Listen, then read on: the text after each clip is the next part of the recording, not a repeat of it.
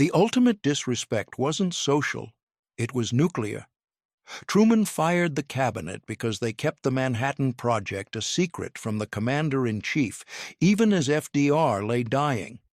But to understand why this moment happened, to truly grasp how the situation became so critical that a sitting president felt compelled to decapitate his own executive branch, we must go back.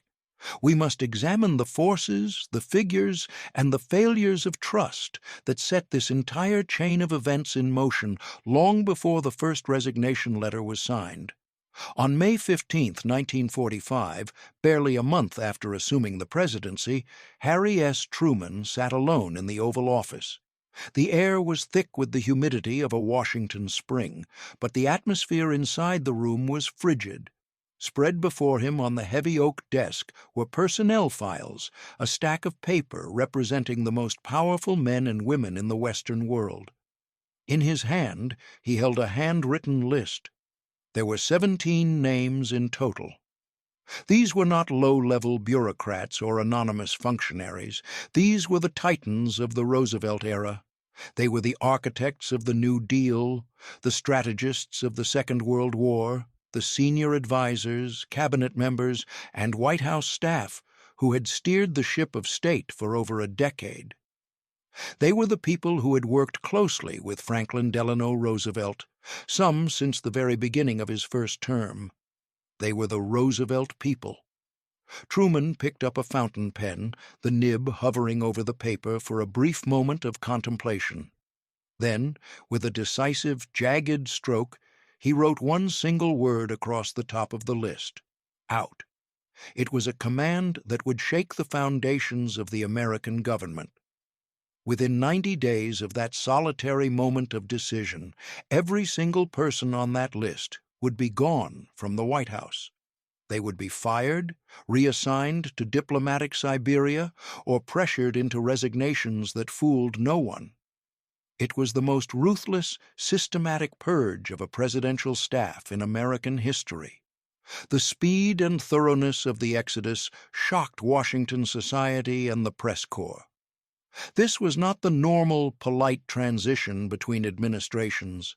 This was a hostile takeover of the executive branch by a president who viewed his predecessor's entire operation not as an asset, but as an existential threat. And while the political class whispered about pettiness and insecurity, Truman didn't care who knew it or what they thought about it. He was operating on a frequency of anger that few understood. The official explanation, the one spoon-fed to the newspapers, was that Truman wanted to build his own team. It was a plausible cover story. Every president is entitled to advisers who are loyal to him rather than to the memory of the man who came before. And to an extent, that was partially true. But the real reasons were darker, more personal, and infinitely more dangerous.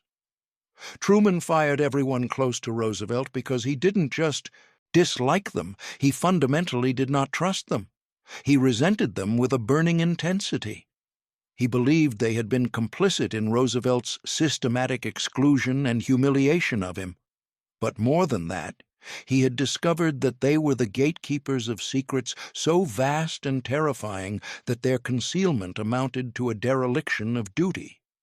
The depth of Truman's anger became clear in a private, unguarded conversation he had with his military aide, Harry Vaughn, in late April 1945, just weeks after taking the oath. Vaughn later recounted the conversation in his oral history, painting a picture of a man besieged. Truman told him that the Roosevelt people looked at him and saw nothing but a country bumpkin from Missouri who had stumbled into the job by accident. They didn't respect him. They didn't trust him, and frankly, he didn't trust them either. He told Vaughn that every single one of them knew Roosevelt was dying. They watched the president deteriorate for months, seeing the grayness in his skin and the trembling of his hands. Every damn one of them knew Truman was being kept in the dark about the war, the peace, and the secrets of the state. And not one of them had the courage or the basic human decency to break the circle of silence and warn him. So why would he keep them around? Truman's suspicions about the Roosevelt staff went far beyond their failure to prepare him for the presidency. He believed, with mounting evidence, that many of them were actively working to undermine him and preserve Roosevelt's policies, regardless of what the new president wanted. He had evidence that shortly after he took office, several Roosevelt holdovers were meeting privately, in shadows and quiet rooms, to discuss how to guide the new president. They plotted how to prevent him from making what they considered mistakes, and how to ensure Roosevelt's vision for post-war America survived intact, even if it meant circumventing the man now sitting in the Oval Office. These meetings came to Truman's attention through the machinations of J. Edgar Hoover, the FBI director. Hoover, always concerned about maintaining his own fiefdom under a new administration, provided Truman with intelligence reports about the activities of various Roosevelt loyalists. The reports were damning. They revealed that some White House staff members were back-channeling information to Eleanor Roosevelt, who was positioning herself as the external guardian of the FDR legacy. Others were leaking to friendly journalists to create public pressure on Truman to maintain Roosevelt's policies. Some were even discussing, in hushed tones, whether there might be constitutional grounds to declare Truman incompetent and remove him from office. When Truman read these reports, his fury was volcanic. He called in his appointments secretary, Matthew Connolly, and issued a directive that left no room for interpretation. He demanded a complete list of everyone who was in Roosevelt's inner circle, everyone who had his ear, everyone who met with him regularly. Truman wanted to know exactly who these people were, and he wanted them out. He didn't care about their tenure. He didn't care about their status in Washington society. They were finished. But the core of this betrayal, the radioactive center of the distrust, was not about domestic policy or political maneuvering. It was about the S-1 project. It was about the atomic bomb. To understand the magnitude of this betrayal, we have to look at the timeline of Truman's ignorance. The precise timeline of when Truman was first hinted about the project versus when he was fully briefed reveals a conspiracy of silence that is almost breathtaking in its scope. The scandal of this secrecy begins not in 1945, but years earlier, when Truman was still a senator. Before becoming vice president, Truman had made a name for himself as the head of the Senate War Investigating Committee, colloquially known as the Truman Committee. He was a crusader against waste, corruption, and inefficiency in the war effort. His committee had saved the taxpayers perhaps as much as $15 billion by exposing graft and incompetence. But in his crusade, he stumbled upon a black hole in the budget. He noted a troubling funneling of millions of dollars into a project labeled only as expediting production. It was a massive operation, consuming resources on a scale that defied logic. The project involved seemingly absurd expenditures, such as the requisition of 14,700 tons of silver for wiring because copper was needed elsewhere for the war effort. To a man like Truman, who watched every dime, this looked like the mother of all boondoggles. In March 1944, Senator Truman attempted to probe this expensive mystery. He prepared to send investigators to find out where the money was going, but he was immediately intercepted. Secretary of War Henry L. Stimson, a man of immense stature and the supervisor of the Manhattan Project, contacted Truman. Stimson successfully persuaded him to discontinue the investigation. He looked the senator in the eye and told him the information was classified to protect national security. He appealed to Truman's patriotism. Truman, respecting Stimson, accepted the insistence and called off his dogs. He learned no further details. He backed down, trusting that the administration knew what it was doing. He would not learn the truth until he became the president. The timeline of his enlightenment is a testament to his isolation. On April 12, 1945, the day Franklin Roosevelt died, Harry Truman was summoned to the White House. He was sworn in during a hasty, somber ceremony. He later told reporters that in that moment he felt like the moon, the stars, and all the planets had fallen on him. He was overwhelmed, and immediately following the swearing-in, while the room was still heavy with shock, Henry Stimson lingered to speak with the new president. He approached Truman and mentioned an immense project. He didn't give details. He couldn't. The room was too full. Stimson told Truman it was a highly secret matter, a new explosive of almost unbelievable destructive power. General Leslie Groves, the military chief of the project, later speculated that Stimson likely avoided using the words atomic bomb entirely, perhaps describing it only as something that would revolutionize warfare. Truman, his mind reeling from the sudden weight of the office, deferred an in-depth discussion. He had a war to win in Europe. He had a war to win in the Pacific. The details of a new explosive would have to wait. It wasn't until April 25, 1945, nearly 2 weeks after taking command, that Truman was finally allowed to know what his own government was building. Stimson pressed for a formal meeting, sending a memo on April 24th, stating that this secret matter had a critical bearing on foreign relations. The briefing took place the next day. Stimson, accompanied by General Groves, walked the new president through the looking glass. For 45 minutes, they outlined the Manhattan Project. Stimson gravely detailed the history of the S-1 Committee. He summarized the status of the uranium and plutonium refinement. He outlined the timetable for testing and combat delivery. And then he dropped the hammer. He informed Truman that within about 4 months, they would likely complete the most terrible weapon ever known to human history. One single bomb, he said, could destroy a whole city. General Groves provided a background report stating the first gun-type weapon would be ready around August 1, 1945, and an implosion weapon would follow shortly after. The target, he confirmed, was, and always had been, Japan. Truman listened, asking numerous questions. He was intelligent, grasping the strategic implications immediately. He realized that this wasn't just a bigger bomb. It was a tool of diplomacy, a lever that could move the world. He admitted later that listening to them, reading Groves's report, he felt the same fear that Stimson expressed, a fear that modern civilization might be completely destroyed. But as he listened, another realization must have dawned on him, a realization that fueled the purge that was to come. He realized that he was the last man in the room to know.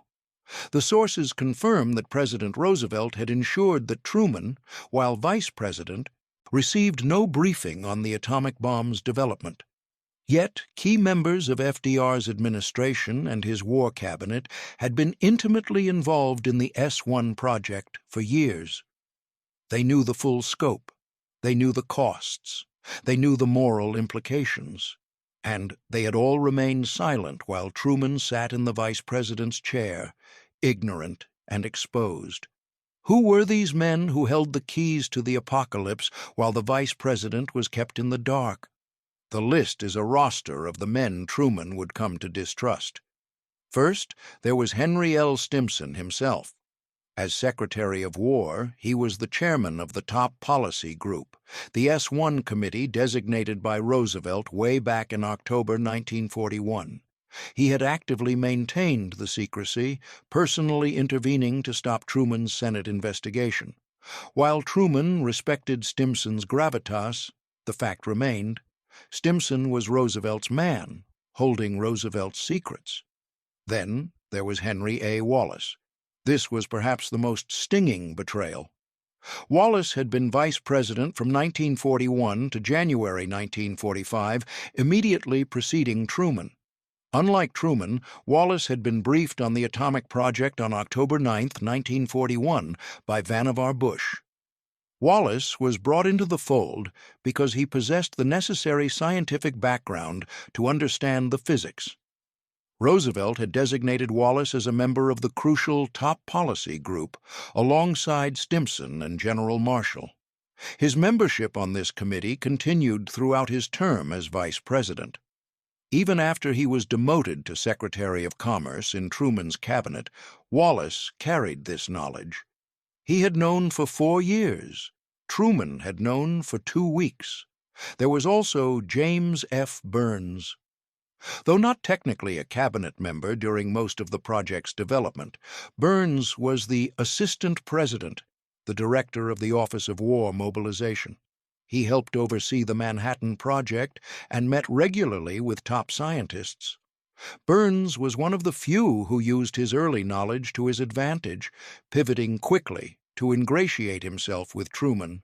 But his knowledge highlighted just how excluded Truman had been.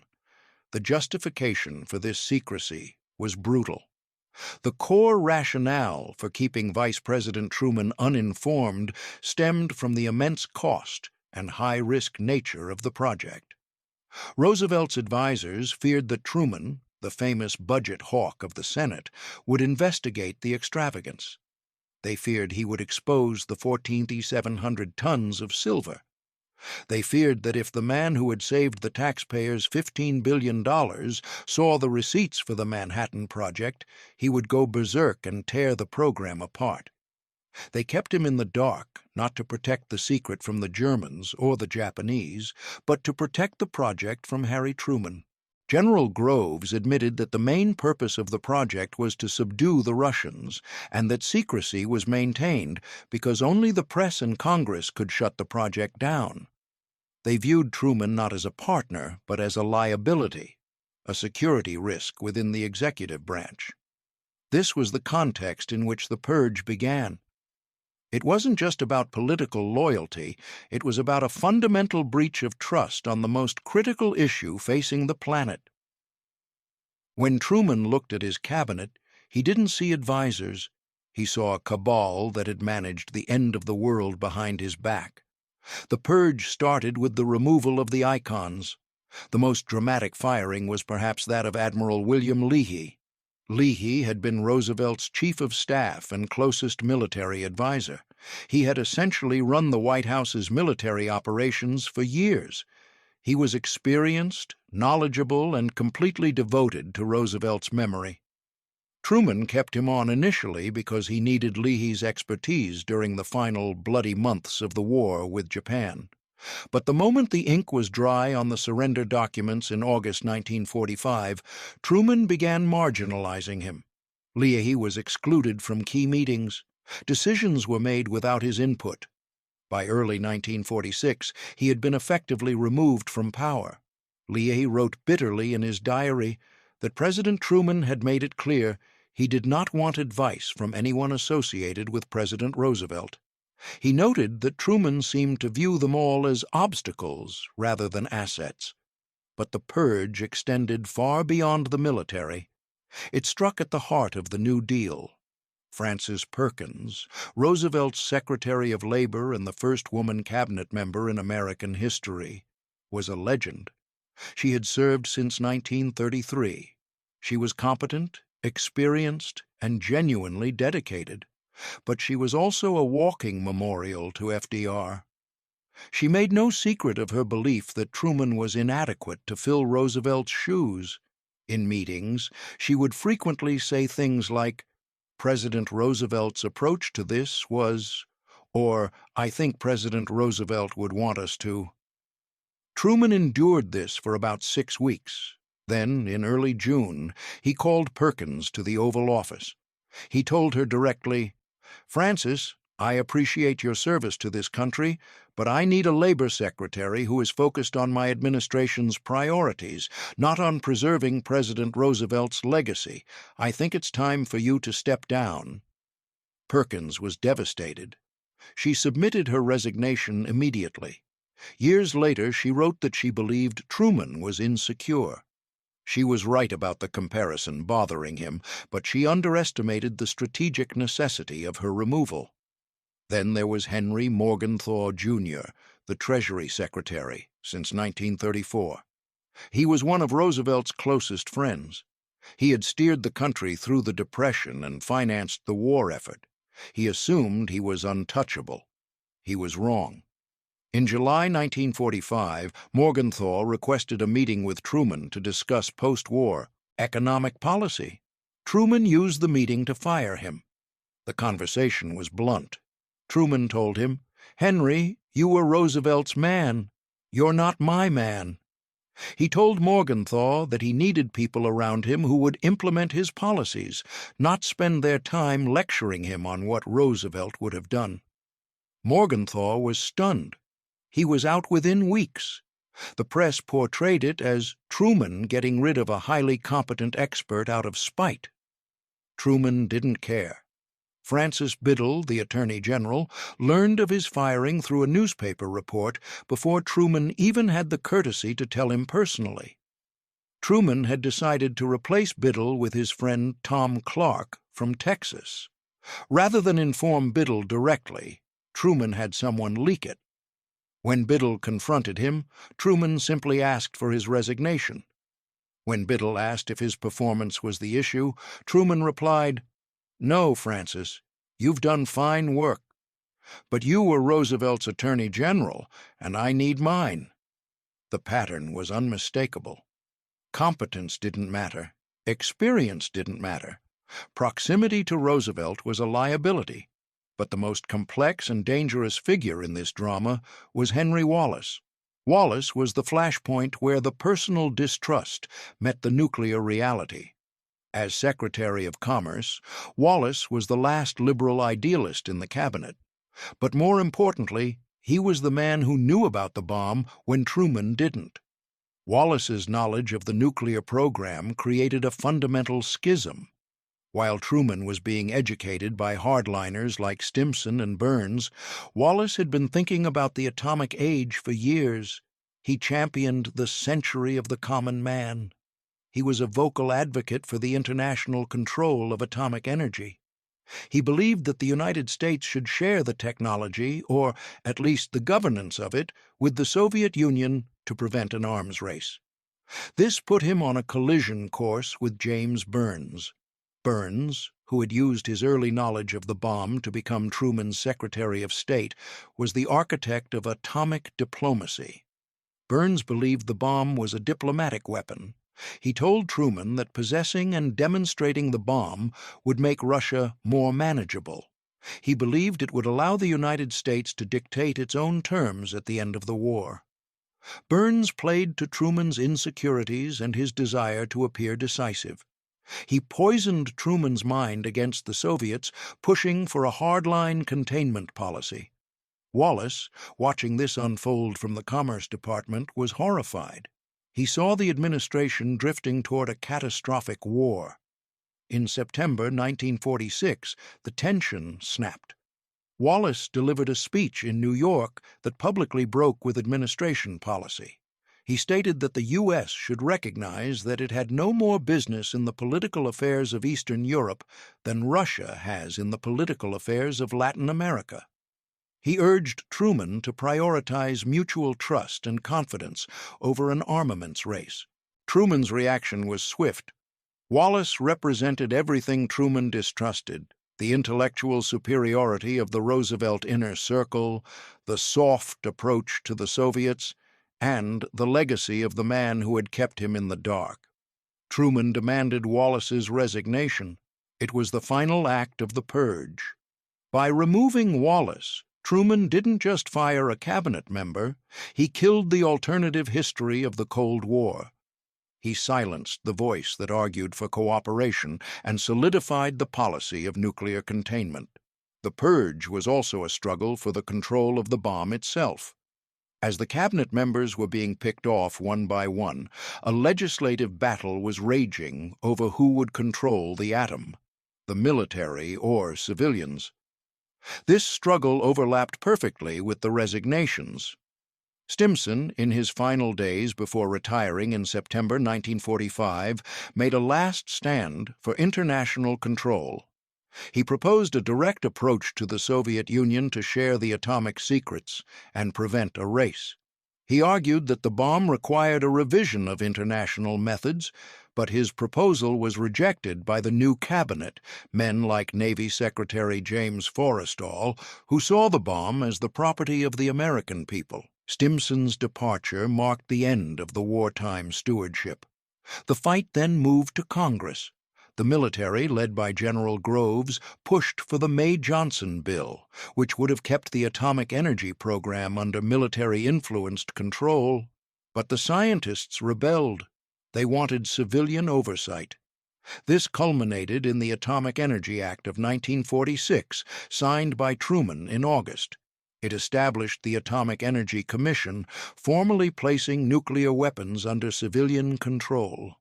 It was a victory for the concept of civilian rule, but the aggressive foreign policy that directed those weapons had already been set by the purge of the doves.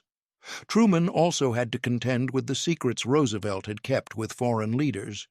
There was the Hyde Park Aid Memoir, a secret pact between FDR and Winston Churchill regarding the bomb.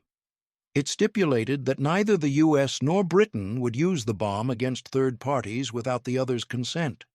Truman, upon taking office, knew nothing of this. He inherited a web of secret agreements and informal understandings that weren't written down in any official White House ledger.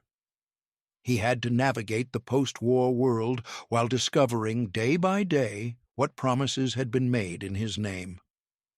By September 1945, just 5 months after Roosevelt's death, Truman had replaced or marginalized virtually everyone in Roosevelt's inner circle.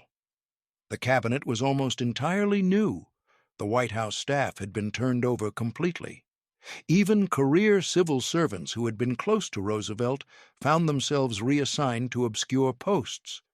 It was a complete transformation of the executive branch. The consequences were profound.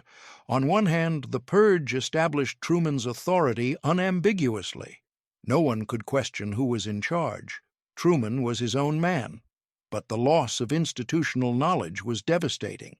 Truman's new team made mistakes that experienced Roosevelt hands might have avoided. Foreign policy, in particular, suffered from the loss of people who understood the complex personal relationships Roosevelt had built with Churchill and Stalin. But Truman never regretted it. In later years, when asked why he had fired so many Roosevelt people so quickly, his answer was consistent. He said, "I couldn't trust them. They were loyal to a dead man, not to me." He believed they thought he was inadequate and tried to manipulate him. The most revealing comment came from his personal diary, discovered after his death. In an entry from June 1945, he wrote, "Fired 3 more Roosevelt people today. They looked shocked, like they thought they were entitled to stay forever just because Roosevelt had liked them. They don't understand that this is my administration now. Roosevelt left me nothing but problems and people who think I'm not smart enough to solve them." He continued, writing with the ink of pure resentment. "Well, I'm solving them my way, and I'm doing it without people who spend all their time telling me how much better Roosevelt was. If I wanted Roosevelt's policies, I'd have kept Roosevelt's people. I don't, so I won't." That diary entry captures the essence of the purge. It wasn't just about personnel management, it was about the psychological survival of Harry Truman. He couldn't govern as a caretaker. He couldn't be the man who just kept the seat warm for the ghost of FDR. He had to destroy the Roosevelt infrastructure to build his own. History has judged the purge in various ways. Some see it as a necessary assertion of presidential authority. Others see it as a tragic loss of expertise that accelerated the Cold War. But from Truman's perspective, standing in the Oval Office with the knowledge of the atomic bomb finally in his mind, it was the only choice. He had been excluded from the most dangerous secret in human history. He had been treated like a child by the very men who were supposed to serve him. And so he fired them all. It was his declaration of independence. It was brutal. It was personal. And in the atomic age, it was final.